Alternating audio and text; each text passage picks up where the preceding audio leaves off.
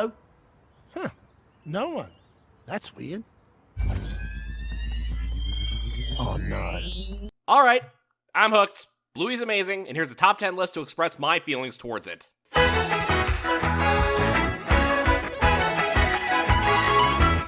So my number 10 pick is... sorry, folks, 1 second. Oh, family text. Yeah, we're doing a connections Wordle thing. Actually, now I don't think about it. I don't think I did that today. Well, this will only take a quick second. 2 hours later. Okay, that was way too close. But I got it. Wait, what was I just doing? This episode of Bluey is called Hide and Seek. Oh, I relate to this episode so much. I'm like Bluey and will get easily distracted. It doesn't matter if I know what I'm supposed to do. If I'm delayed by half a second by something else, my attention goes right out the window and underneath the neighbor's kitchen sink. For Bluey, it was her Chattermax toy who caused the distraction. It was only when she calmed down and drowned out the noise, she was able to complete her task of Seeker and find the rest of the family. Sometimes you just need to meditate and clear your mind of all distractions in order to remember what your tasks were.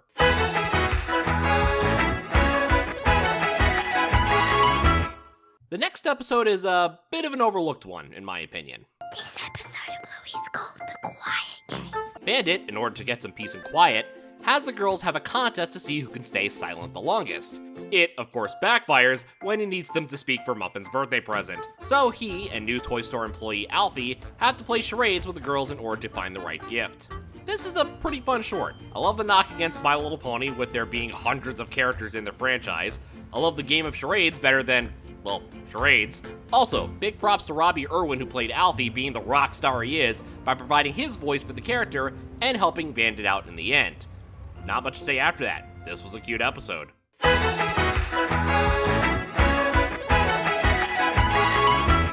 Hey, a matter of principles. This is your episode done better. This episode of Bluey is called Library. Muffin is a divisive character, to be kind.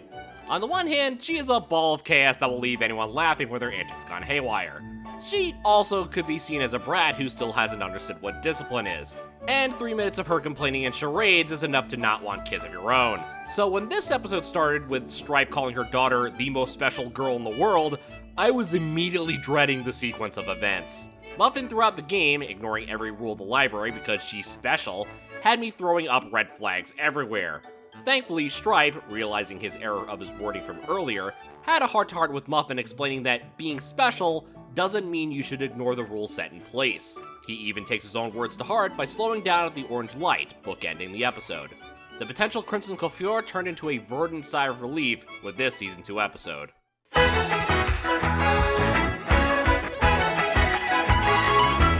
This is the first episode of Bluey I watched, and I still love it. This episode of Bluey is called Whale Watching. While I have never experienced the New Year's hangover like Chili and Bandit, I have been too tired to move or do anything all day. However, there are still responsibilities you have to do regardless of your ability to move. For the healers, it's making sure the kids have an amazing whale-watching excursion despite the headaches. Natalie Portman's narrator even confirms you should do as much as you can for your kids despite the obstacles. They stay with them all the way back to the colder waters. There's nothing a whale mom wouldn't do for her children. No complaints here. If Sega and I end up having kids, we want Chili and Bandit to be our parenting goals.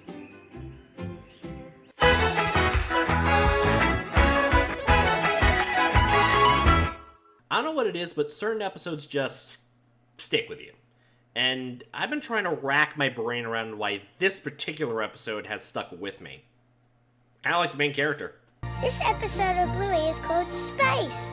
Out of all of Bluey's classmates, Mackenzie is the one I relate to the most. He's the most level-headed member of the class, often being a voice of reason amongst the youngsters. That doesn't mean he's without flaws. The young border collie can be oblivious to things around him, and in this episode, has deep-rooted trauma from when he was a puppy that he still hasn't gotten over. When Mackenzie was a toddler, he briefly lost sight of his mother coming out of a tube slide, and it stuck with him. The kid has a fear of being forgotten, and in the space shuttle, he tries to cope with it on his own. It's a similar play tactic to Copycat, reenacting the situation. But from what Calypso said, he's been going back to the slide and has not coped. It's only through Calypso's words and Jack and Rusty's actions he's able to leave the metaphorical black hole. I feel everyone has an event they remember from their youth they can't get over, no matter how brief the moment. Let me know in the comments below if you had a moment like Mackenzie.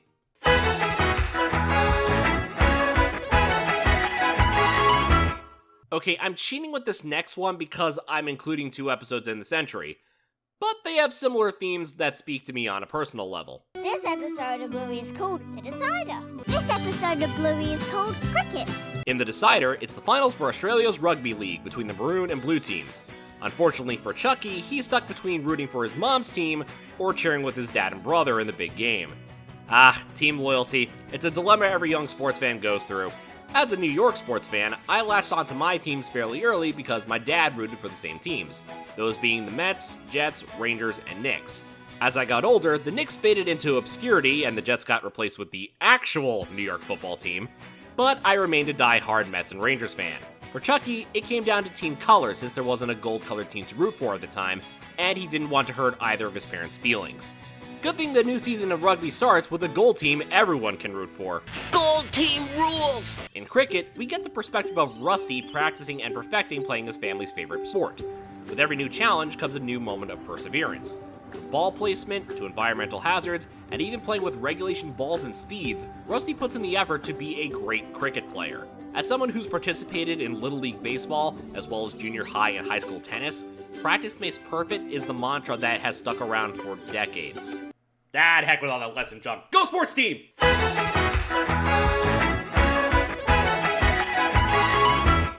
Like My Little Pony Friendship is Magic before it, Bluey has turned into a cultural phenomenon spanning more than just generations. It's reached global status. It's done so with valuable life lessons all through the actions of play and pretend. And if it got a Macy's Thanksgiving Day Parade balloon out of its most iconic episode, it's doing something right. This episode of Bluey is called Keepy Uppy. Come on, who hasn't played this game with a balloon when they were younger? Heck, who hasn't played it now when they were an adult or with their own children? Keepy Uppy is one of the best games to teach younglings about teamwork. There's only one objective. Don't let the balloon touch the ground by any means necessary. The girls contend with a multitude of obstacles, mostly from Bandit, in order to keep their red balloon from touching the ground, even getting Pat and Lucky involved in the game. It's one of the most exhilarating experiences you will have with a simple concept. And I'm just talking about the episode.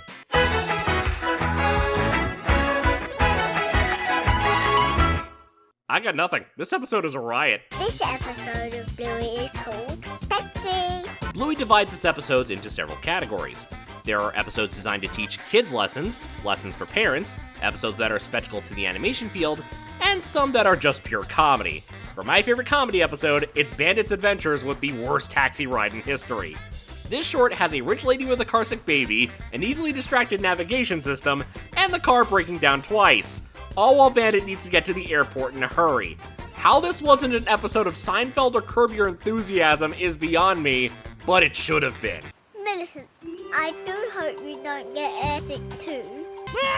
Don't take off! I want to get off! Where's the pilot? Yoo-hoo! That's me! I'm the pilot! Oh, biscuits. Yeah!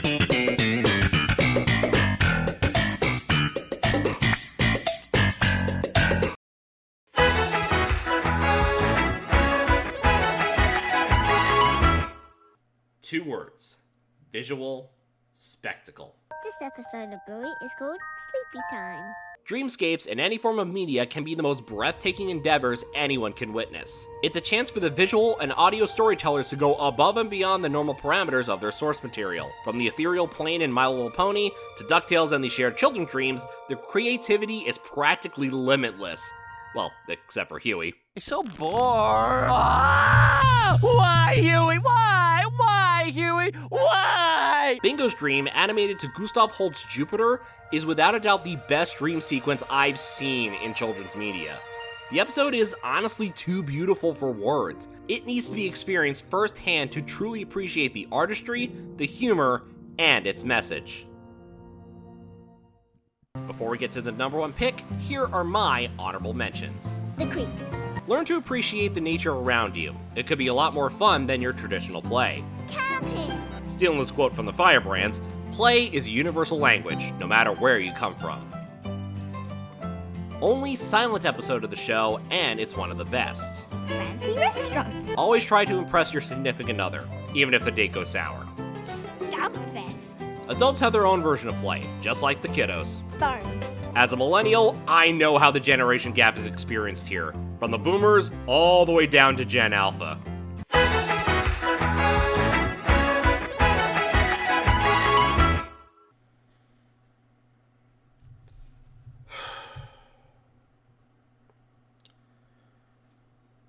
My favorite episode of Bluey is The Sign. Apologies if I get a bit emotional in this final entry, but The Sign hit me the hardest when it came to its message. Based around the fable of the Chinese farmer set around the Han Dynasty, the healers go through a series of events with different outcomes. Some good luck, some bad luck. One event surrounds Rad and Frisky's wedding, the other is the healers potentially moving to a new city for Bandit's job. In the episode, Bandit says something when the family's just about to move as he looks upon the sold sticker. Am I making a mistake? Man, does that ring true about my adult life? Sure, the more optimistic question would be, did I make the right choice? But lately it seems Bandit's pessimistic question feels more appropriate for me. Did I make a mistake in not attending classes in college?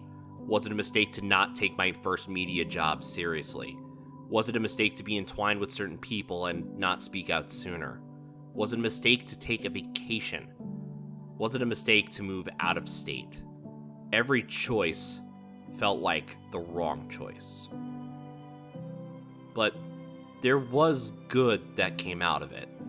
I eventually got my college degree, but also found the TV show that renewed my love of animation. My first media job might have been a bust, but I got the education I needed to find a more permanent job that I actually enjoyed going to. Associating with certain people hurt in the short term, but it drew me closer to my true friends. Sure, I got COVID after going to Disney, but I still got to experience the happiest place on earth with the one I love. As for moving to a different state, well, that still remains to be determined. Every day is a blank slate, and we need to take those days as they come in. The same goes for the healers. The good and bad luck trains start with Frisky calling off the wedding, getting frustrated with Rad. But a series of fortunate and unfortunate events leads to the happy ending everyone wanted. Meg Washington's Lazarus Drug closing out the episode always makes me cry as Bandit pulls out the for sale sign. I'm a mess as the healers stay in the same house Bluey took her first steps. While you should experience the sign watching Ghost Basket before it and Surprise afterwards, it doesn't take away from it being an emotional powerhouse. I'll admit, Bluey was not on my radar of animated shows to watch as I entered my 30s. But I'm glad I took a chance on the Aussie family and their experiences in playing with each other. I'm the voice of reason. And I'll see you next time.